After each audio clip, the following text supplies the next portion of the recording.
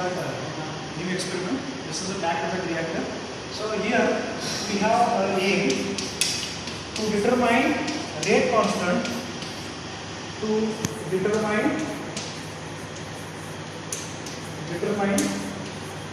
rate constant for the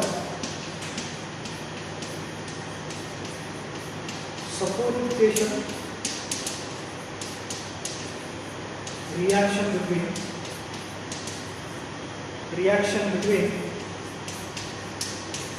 NaOH and ethyl acetate in packed bed. Packed bed are the reactors which are generally used for gas and liquid reactions. In our experiment, we are using a liquid. NaOH is also liquid and ethyl acetate is also liquid. So this is basically used when you want a more contact surface area. So we will go for the packed bed. So this packed bed consisting of a series of a packing which will be held. It is generally contacted in a continuous operation. The bed will be held with a various type of a packing. So this is a packed bed in which the packing will be held. So these packing will be randomly, usually they will pack. So the packing will be rashing rings, barrel seeder, and these are the, here in our experiment we are using the rashing rings for the experimentation, and which will give a more surface area for the reaction. Basic problem with the packed bed reactor is the pressure drop. So whatever the packing and the liquid which is holding should sustain the load as well as the pressure in the column. So this is the biggest challenge to operate a packed bed. But these are the very well suited for the gas liquid operation, because maintaining the contact between the gas and liquid is very difficult. Therefore we prefer packed bed for a gas and liquid reaction. In our experimentation we are using for the liquid reactions. So these will be used both liquid as well as gas and liquid. So because in the gas and liquid, the contact between gas and liquid is very difficult, which can be achieved by different type of a packing. So where the residence time can be increased or decreased by maintaining the appropriate flow rate of a gas and liquid. So this is what advantages and the application of a packed bed and principle of a packed bed. So there we are going to chemicals required for the experimentation is, we have a NaOH which will be reacting with ethyl acetate, which will be giving product D plus E. It is a sodium acetate and plus acetic acid. So this is a product, and please refer this equation in your previous experiment. Here we want 0.1 normal NaOH, approximately 12 liters, and 0.1 normal HCl, approximately or exactly 1 liter, and 0.1 normal oxalic acid. This is also 1 liter, and 0.1 normal ethyl acetate, which will be dissolved. You have to take a 50 ml of ethyl acetate plus 950 ml of water. So again this will be required about 12 liters. So prepare. So these chemicals for the experimentation, this is a pre-requirement to start the experiment, and so the following chemicals should be standardization. Standardization procedure is prepare oxalic acid, and you take this oxalic acid as a standard and titrate against the NaOH and then HCl and calculate the strength of NaOH. The chemicals are prepared by Mr. Bhimappa, and he is explaining and demonstrating how he is going to prepare the chemicals. 40 grams in 1 liter is equal to 1 normal. Yeah. Therefore 4 grams in 1 liter is equal to 0.1 normal. It is a preparation of NaOH. It is Okay, he is going to prepare and he is weighing 4 grams in 1 liter. And he is preparing 4 grams, approximately 4 grams. 4 grams, and he will take 4 grams of N. Bhimappa, what you are going to do next? 0.1 normal in oxalic acid. How you are going to prepare? 632.6 grams in 1 liter is equal to 1 normal. Yeah. Therefore, I am taking 250 ml volumetric pass for standardization. Why you are taking 250 ml instead of 1 liter?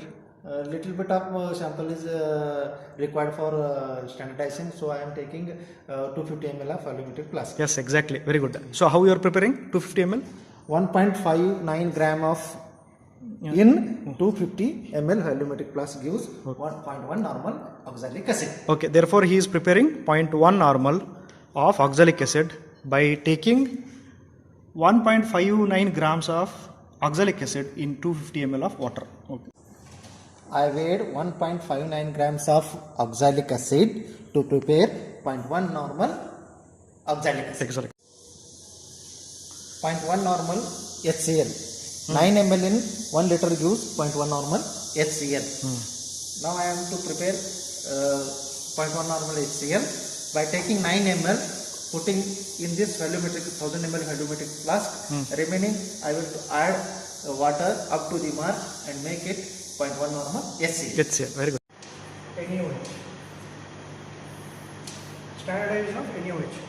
We have a standard. We have standard 0.1 normal oxalic acid. So take this oxalic acid, take 10 ml oxalic acid in conical flask and fill burette with NaOH. This is the first step. For standardization procedure, we have to standardize solution by using 0.1 normal oxalic acid. So therefore, N1 V1 of oxalic acid is equal to N2 V2 of NaOH. Since this is acid and this is base, this reaction will be observed with the help of indicator. Here we are using an indicator as phenolphthalein. Phenolphthalein indicator, which will give the end point colorless to pink. If it is a colorless, then it is acid. If it is pink, then we have a base. We have a burette. We have a NaOH over here.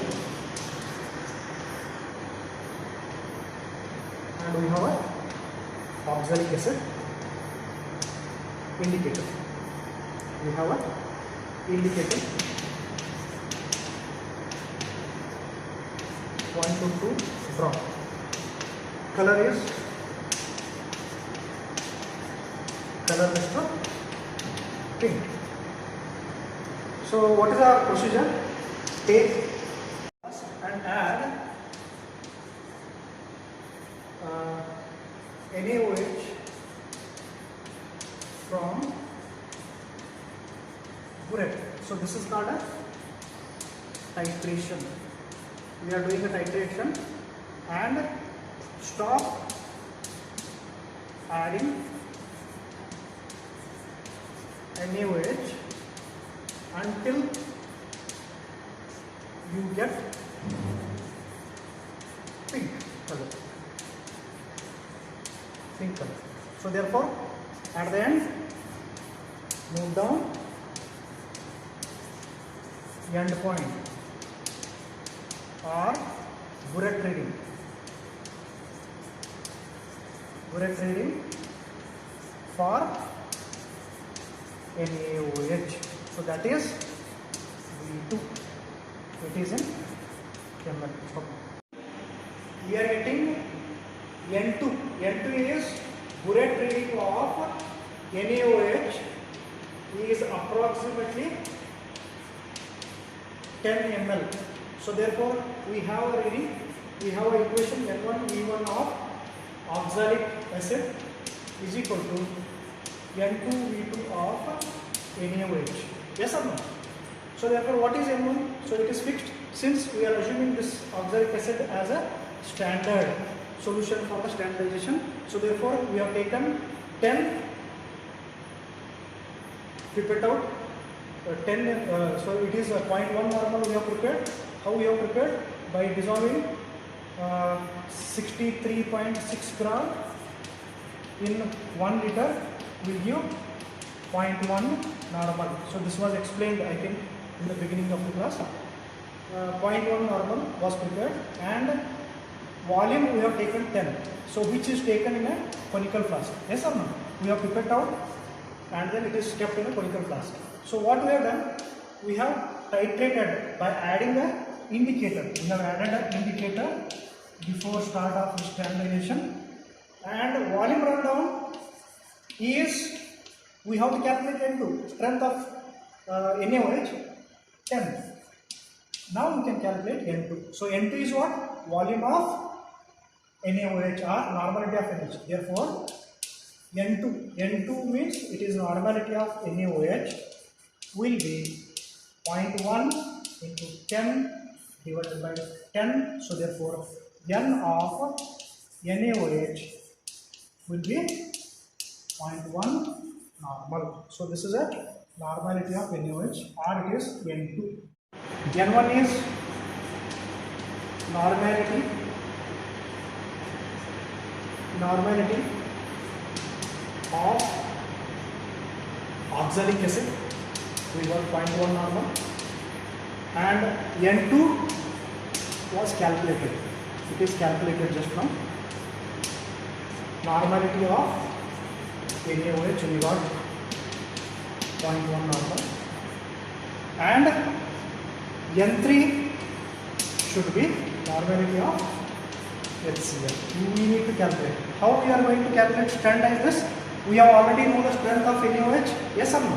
Strength of NaOH, and then we can titrate one against the other. So since NaOH is a base, HCl is an acid, we can easily do it. So therefore what I do now, N2 V2 of NaOH.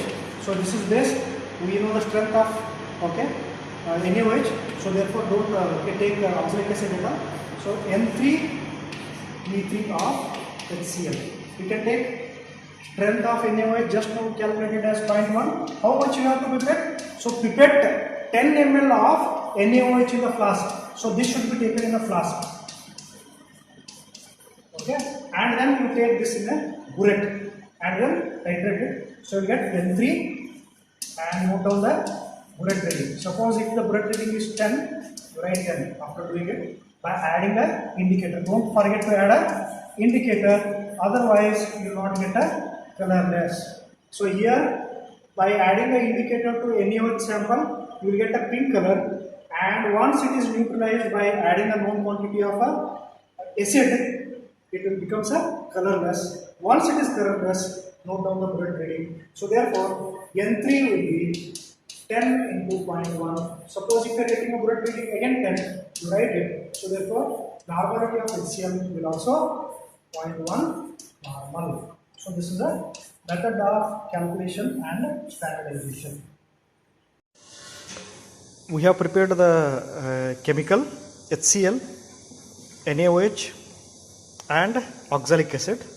We are going to standardize NaOH and HCl by using the oxalic acid.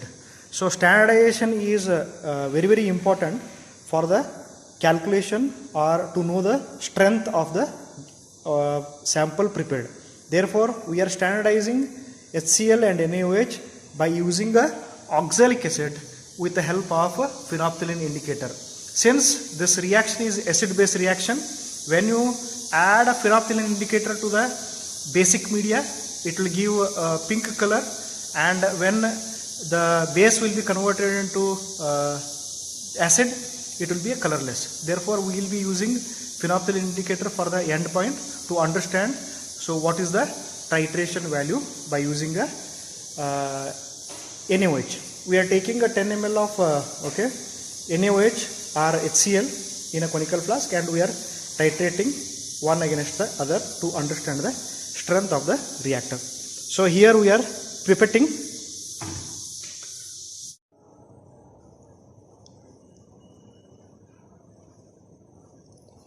Here we have taken 10 ml oxalic acid and 100 ml conical flask. Take 10 ml oxalic acid, keeping in conical flask, and add a phenolphthalein indicator, or approximately 1 or maximum 2 drop, and which will be giving a colorless. So since it is acid, therefore colorless. And when we neutralize this solution by using NaOH, it will give a color sample. Pink color is a end point. We are titrating given sample, that is oxalic acid against NaOH. Both strength are 0.1. We are supposed to get 10 normal, since N1 V1 is equal to N2 V2. So therefore we are measuring the concentration of NaOH with the help of oxalic acid. Oxalic acid we are treating as a standard sample for the titration. So therefore try to stop when it will give a end point. As you can see, it is giving a pale pink, so don't make it dark at the end point. 10 ml. So whatever the chemicals we have prepared is correct. So you can see it is a 10 ml sample with the color pink. Chemicals required for this experiment are NaOH and ethyl acetate. We have tanks for ethyl acetate and NaOH. We have to fill these tanks with chemicals. So therefore we are preparing nearly 10 to 12 liters of NaOH and ethyl acetate. After the preparation of NaOH and ethyl acetate, we are going to fill these tanks. Coming to the preparation of chemicals, these chemicals are prepared. We are taking a known quantity of water, and we have added NaOH. Red is NaOH, which is already ready, and then we are now preparing ethyl acetate. How to make ethyl acetate? We are taking a 50 ml in 1 liter. Means if you take a 50 ml of ethyl acetate, add 950 ml of water. Similarly, we have taken a 10 liter of water, and then proportionally we are adding a quantity of ethyl acetate. So it is already added. Last 50 ml is adding. He is adding. 50 ml in each 1000. That is ethyl acetate. So these are the preparation of the chemicals, and these will be ready, and we'll start the experiment. Bhimappa, what you are doing? I am adding NaOH solution to the tank. Reservoir. These are the reservoir tank. So where he is adding NaOH sample, prepared sample. We have prepared NaOH by dissolving 0.4 grams in individual tanks. Next, since this is NaOH, red color we have taken NaOH, and then this white color is ethyl acetate. And now he is filling the entire chemical into the ethyl acetate reservoir. He is adding into the ethyl acetate reservoir.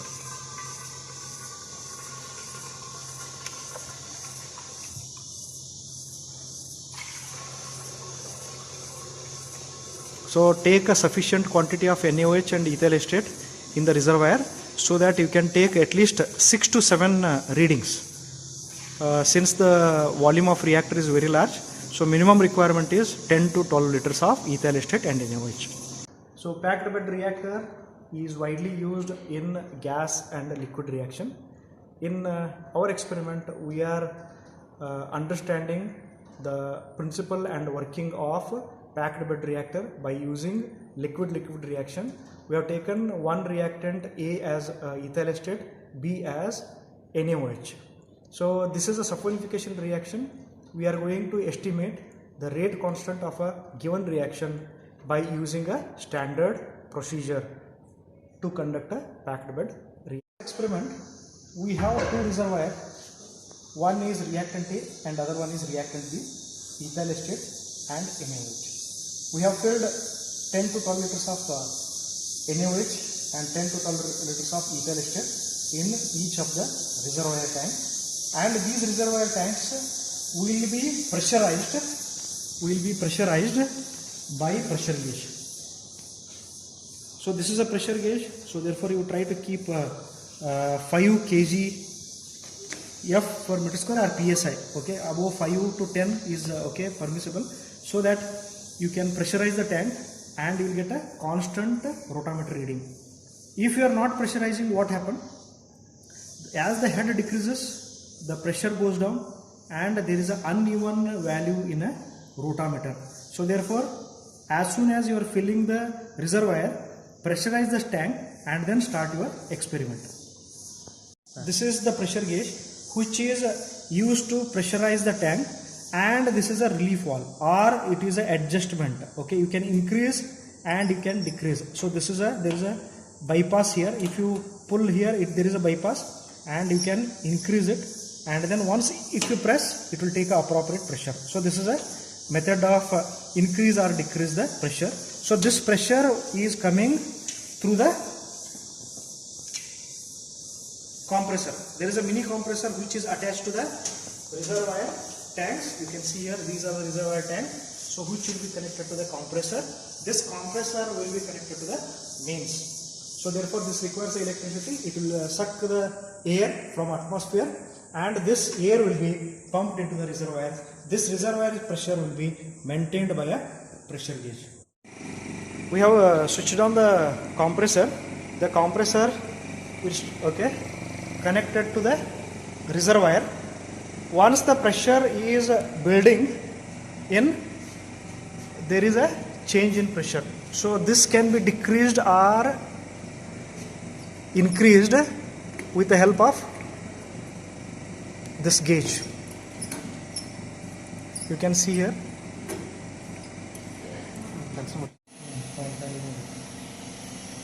And we have maintained pressure of nearly 5 or more than 5 by means of adjustment of this valve.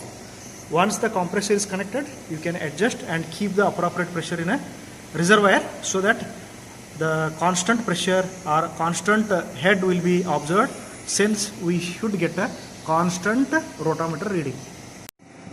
The experiment will be conducted at a constant flow rate of, maintaining a constant flow rate of ethyl acetate and NaOH with the help of rotameter.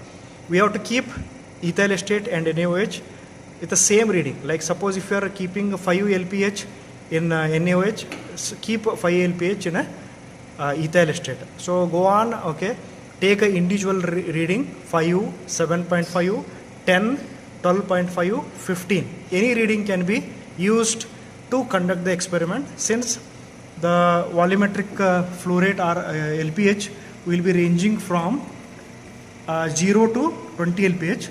So we have decided to take a first reading 5 LPH of NaOH and then 5 LPH of ethyl acetate. We are keeping a constant flow rate of a 5 LPH to take a first reading. We have conducted and we started the reading, and once we start this reading, the reactants are started entering through the inlet from the bottom of the bed, and they started slowly moving upward on the bed. You can see clearly. So where it is moving, you can see how the reactants are moving. They have already started moving upward.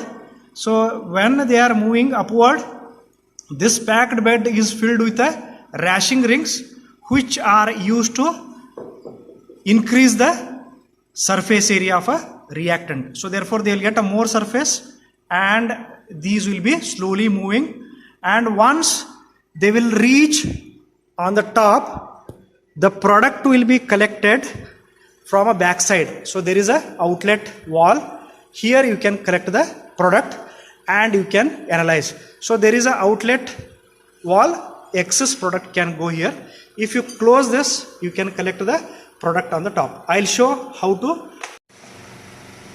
Once the product start coming here, you can close this wall and collect the product from the top. So this is a wall, bypass wall, so it is going there. We have closed and collected the sufficient quantity and open it. Open. Yes. So this is a sample which is collected for the analysis. To analyze our first reading, whatever the product which we have collected, by keeping a 5 LPH of NaOH and 5 LPH of ethyl acetate which was collected in the flask. So this need to be analyzed. For this we have kept 5 conical flask ready with 10 ml HCl in each of the flask, and we are taking 10 ml from the pipette and adding into the HCl containing flask and titrating against NaOH, which will give a end reading with the help of phenolphthalein indicator. Again we have to add a phenolphthalein indicator. We are pipetting 10 ml of the product what is collected and keeping that into HCl containing flask. That we are adding into the HCl containing flask.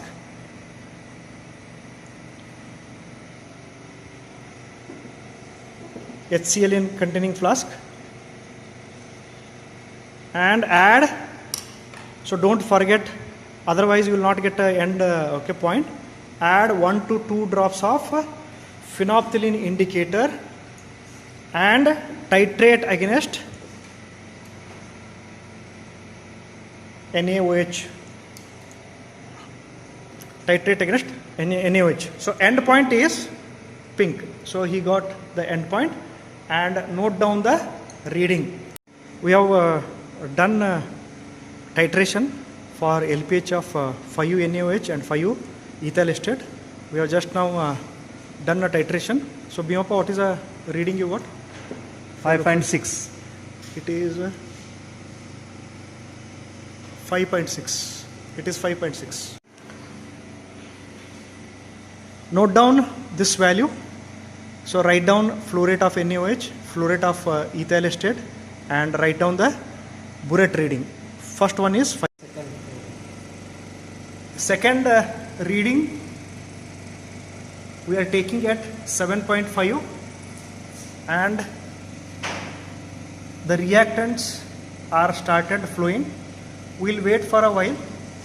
After each reading you have to drain the after every experiment you have to drain the reactor by opening this valve. So once if you open, this will be get collected, and then you start the next reading. So in this experiment we are going to start with the next experiment. We have drained the entire reactor.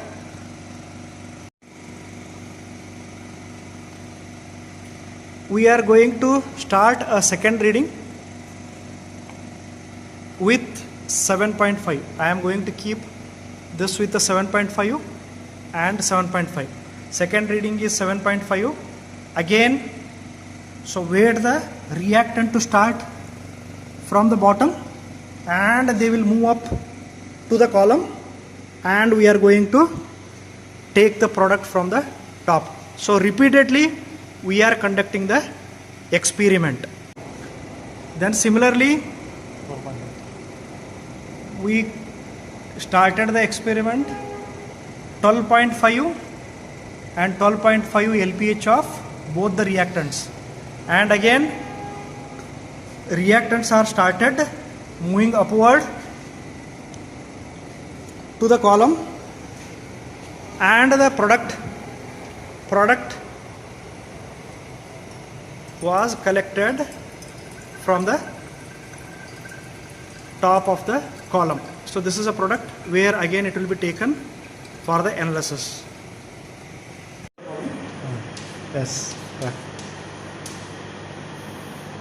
So for this experiment, we need to know what is flow rate. Flow rate of NaOH, flow rate of ethyl acetate and burette.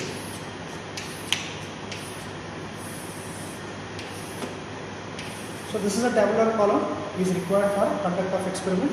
So try to conduct minimum of 6 experiment so that you will get a average value. Good okay, approximation you get. Otherwise if you take only 3 to 4 reading, so if one reading is moving away from other two, then your final calculation will be wrong. Suppose in case if you are making an error in any one of this, then at least you will have a 4 reading or 5 reading to make the appropriate calculation. So therefore we insist you to take minimum 6 reading for the calculation. Flow rate of NaOH 5 LPH. So this is in LPH, liter per hour. So both are in LPH, which is given through the rotameter, 5 NaOH and 5 ethyl acetate. Once the reaction is complete, you have to collect the product. This product will be titrated with the NaOH. Note down the burette reading. I think in the first reading we got approximately 5.6 was the first reading. And similarly you do second reading 7.5, 7.5. So increase 2.5 every time. 10, 10, 12.5, 12.5. And last is 15, 15. Means we have to keep a constant flow rate of NaOH and ethyl acetate. Both will be keeping constant. After end of the reaction, we are collecting the sample. The sample will be titrated against burette reading, titrated against NaOH. So we have to note down the burette reading of NaOH. So these are the values we got. So first one is 5.6. This is 5.3 after conduct of experiment. And then 4.3 and 3.8 and 3.7. So these values will not be the same. This will be going to vary during your reaction, since the temperature and pressure condition every day will be going to vary. Suppose if your chemical preparation is right, conduct of experiment is right, definitely you are going to get a constant tau. Tau is a residence time. Once the residence time is same, definitely rate constant for the given reaction should also be the same. We are going to estimate what is the rate constant for a given reaction. Definitely there is a variation among the values. So therefore we need to discuss why this is the variation. This variation is mainly due to the change in temperature of condition and error in the making of preparation of chemical or error in the conduct of experimentation. So actually these labs are demonstrated to understand how to calculate rate constant for a given reaction in a laboratory by using a packed bed reactor. We have standardized the solution, and after standardization we are getting slightly higher value of NaOH, which is very, very small value of NaOH. Conduct of experiment we are going to start with the calculation. After the standardization we are getting a slightly higher value of normality, which is 0.13. We expected, but we got 0.136. It is due to the error in taking the quantity of NaOH, and HCl is nearly 1. It is 0.935. So we have conducted a series of experimentation. These are the burette reading we got. So first you calculate the CA0. First calculation is the CA0. CA0 is volume of acetic acid.